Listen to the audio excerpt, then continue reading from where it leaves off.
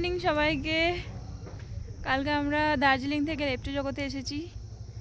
এখানে আসার পর কালকে কিছুই অ্যাকচুয়ালি দেখা হয়নি, এত ছোট মেয়েকে নিয়ে দেখা হয় না। এসেছি, আমি পাহাড় দেখেছি, এটাতেই আমি খুশি। আর এই যে দুষ্টু এখন জেগে আছে। দুষ্টু এখন পাহাড় দেখছে, কারণ এখন রোদ আছে, ঠান্ডাটাও একটু কম আছে। তাই দুষ্টুকে একটু নিয়ে আসলাম রুম থেকে বাইরে, যে একটু দেখুক। কারণ আমরা পরশুদিন এসেছি, কালকে পরশুদিন তো সারাদিন ঘুমিয়েছে ও, পরশুদিন বেরোয়নি। কালকে একটু বেরিয়েছিলাম, কিন্তু কালকেও ঘুমিয়েছে, ও কিছুই দেখেনি।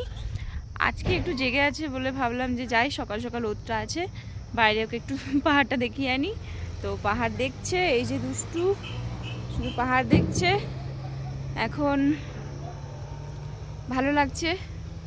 আমাদের কালকে 5টায় ট্রেন আছে, না সরি আজকে 5টায় ট্রেন আছে। আজকে আমরা 11টার সময় হোমস্টে থেকে বেরিয়ে যাব চেকিং করে। তারপরে যাব আমরা মিরিক ঘুরে, আরও কিছু জায়গা ঘুরে যাব।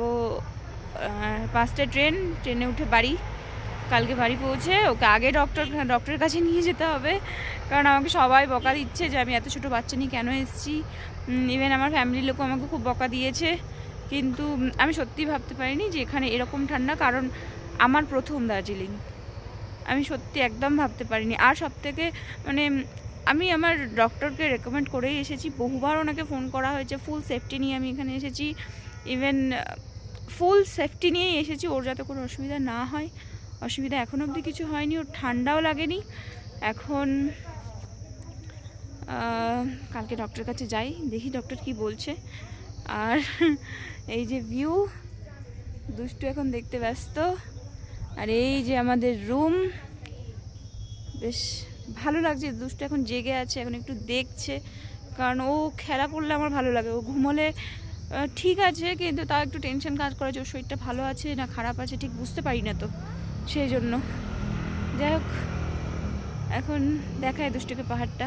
এখন রোদ আছে, ওই জন্যই বের করলাম ঘর থেকে। দেখতে থাকো ভিডিওটা, ভালো লাগলে একটা লাইক সাবস্ক্রাইব করো। Thank you.